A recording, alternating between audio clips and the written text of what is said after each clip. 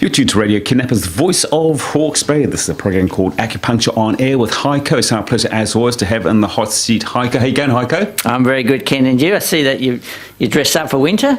Yeah, well, when are you going to get those managers? You also get a heater for you. I know we have got a heater, of course. But you're not allowed to use it. Well, we're allowed to use it, but it's up on the wall behind us, and it sounds like a jet engine. So you can't have it on because when you're recording, it gets in the way. So, when you're gone, I'm going to be putting it on. Don't worry about that. Got my big jacket on. Yeah. Anyway, just before we get into today's topic, which neither of us can pronounce, you just remind our listeners where you are if we want some acupuncture. Yeah, I'm in Hastings at 206 Charles Street. My website there is acu123.co.nz. Indeed, and we want to come see you. We can come and see you 5.5 days a week. Yep, 5.5 days a week. Saturdays till about 12 o'clock. Yep. So just come on down or just give us a ring. And you've got a Facebook page and you've got a web page. Facebook page, website, Instagram. You've got everything. YouTube channel, courtesy of the radio station. Just like a big kid, you know everything too. What are we going to talk about today? What we're going to talk about is, as I said, I actually have a problem pronouncing it. I should actually look up how to pronounce the thing properly. I mean, I've always just called them Dupuytren's Contracture, but how do you think they... Well, I think you're probably right there. I might say Dupuytren's Contracture, but who would know? Tomato. That's what it might be all about. Yeah. Anyway, I never heard of it before, although when you sent these notes through, my wife said, because she read it, and I said, I might have that. Oh, really? She looked it up on the web, and because its fingers sort of. Yeah. But she decided she didn't. Yeah. What it is, it's a condition where with the it mainly they say it affects the third and fourth fingers, but it can affect others as well. Mm. And now with the film here, I can actually show these tendons here contract, and then the fingers get up, and it gets to the point where that you can't straighten out your hand. Things get in the way, and it's quite a debilitating problem. I would imagine that you could probably fix it by surgery. I mean, but what's... And the thing is, cut you open, cut the tendons. It's not that successful. Isn't it? If you read about it, with the surgery, and most of my patients who I've ever seen that have had surgery, and they said, it sort of helped a little bit at first, but then it didn't. Came back. Sort of came back, or it just didn't really fix the problem. It's pretty weird. What causes it? It actually stems back. It used to actually be called the Viking disease. Really? People refer to it because there is a genetic factor that it comes from northern Scandinavia. It's more prevalent in northern Scandinavian people. Really? Sort of Norway, Sweden, Finland, I guess, Denmark, and I don't know, maybe Iceland, I'm not sure. Is it common? Well, again, it's not something that's too common. I mean, I had a quick look on the net, and it affects about sort of 3 in 10,000 people. So it's not like a lot, but as luck has it, my father and my eldest brother has got it, and and my father did have it, and he just put up with it. He just had a few more vodkas, and which is part of one of the symptoms, isn't it? Yeah, and as it turns out that we know that our family background actually does stem from Norway, and so it's sort of you've got the gene. There is that gene or that connection there. Okay, so the Vikings get it. Who else gets it? Well, as I said, there seems to be generally affects people roughly over the age of 50. Yep. More common in males, though I've had a number of female patients with it. And other factors like diabetes can be involved, and also liver disease, cirrhosis, and / alcoholics can get it. And if we went to see a real medical practitioner, as in a Western type practitioner, what would he say the treatment would be for us? Again, it's mainly surgery. There's no drug, limited physiotherapy maybe to stretch it might give it some relief, but it certainly doesn't, get in there. And to be honest, the surgery is not that successful, and I think they would, be admitting that. Yeah. So. Okay, so like the Lone Ranger, acupuncture comes acupuncture for everything. That's right. So what would you do with acupuncture for? Would you stick the needle in?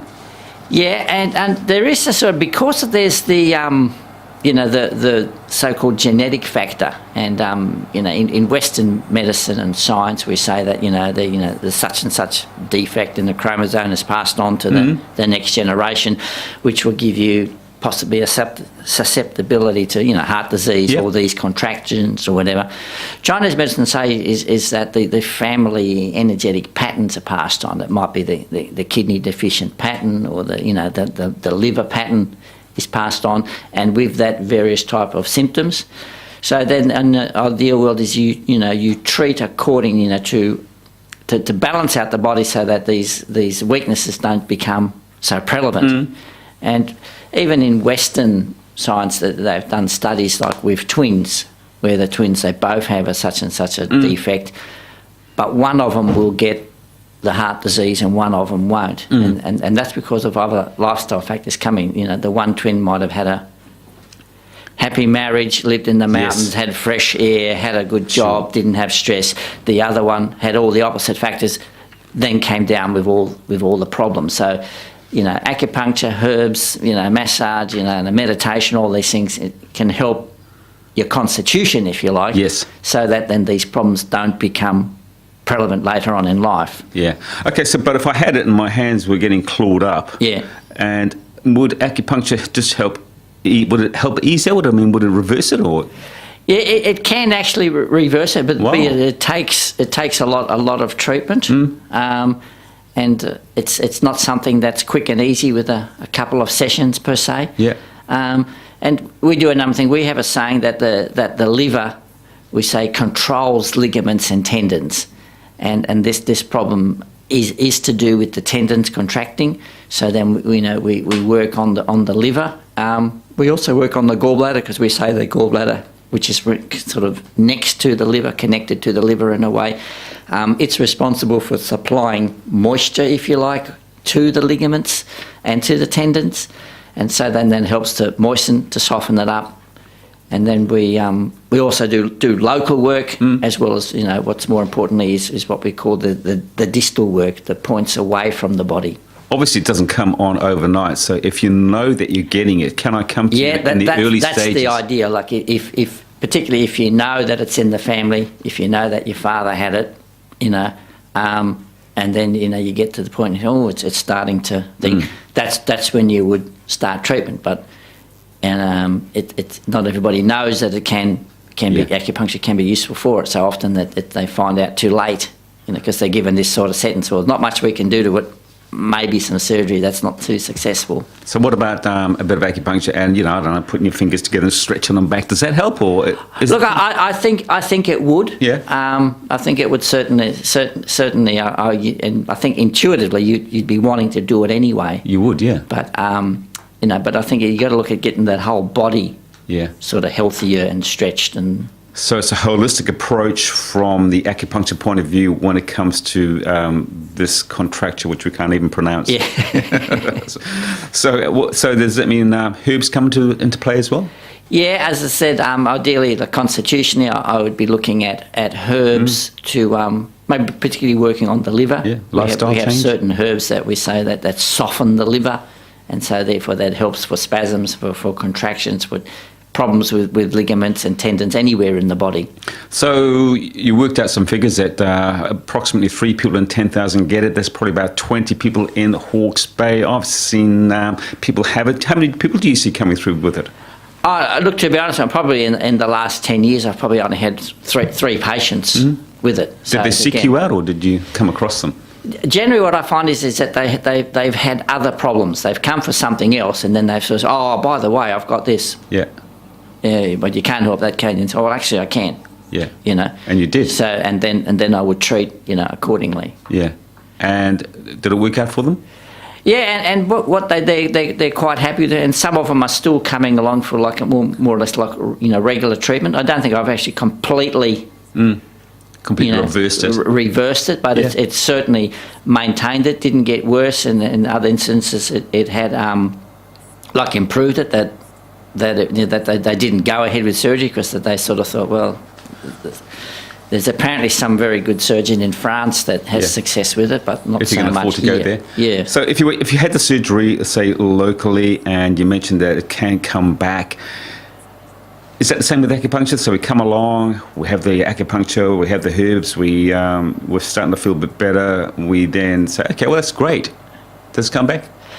Look, I think in the process it probably would, because it's like the time and constitution like working against you, and that's where I think we'd have like maintenance treatment. Yeah. It's a bit like if you've got a really stiff neck and a sore back from doing lots of building work or something, you might need quite intensive massage, say for example, and have it twice a week.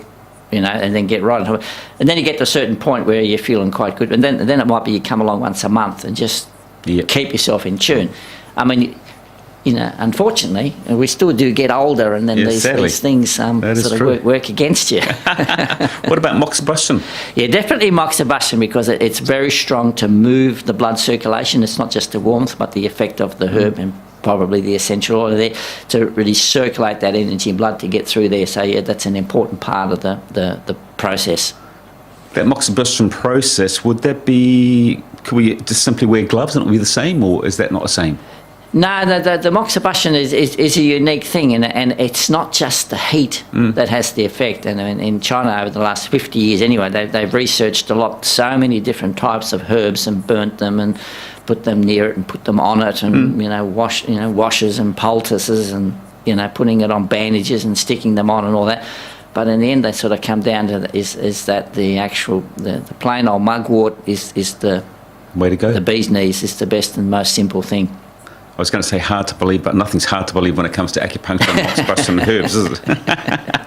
Just about coming to the end of the show, Heiko, so just remind our listeners, we want to come and see you about not just about what we've talked about today, but any problem that we have, which we're having a problem getting sorted out traditionally, come and see you. Where are you? Yeah, I'm in Hastings. My website is acu123.co.nz. I'll put those details onto the YouTube as well.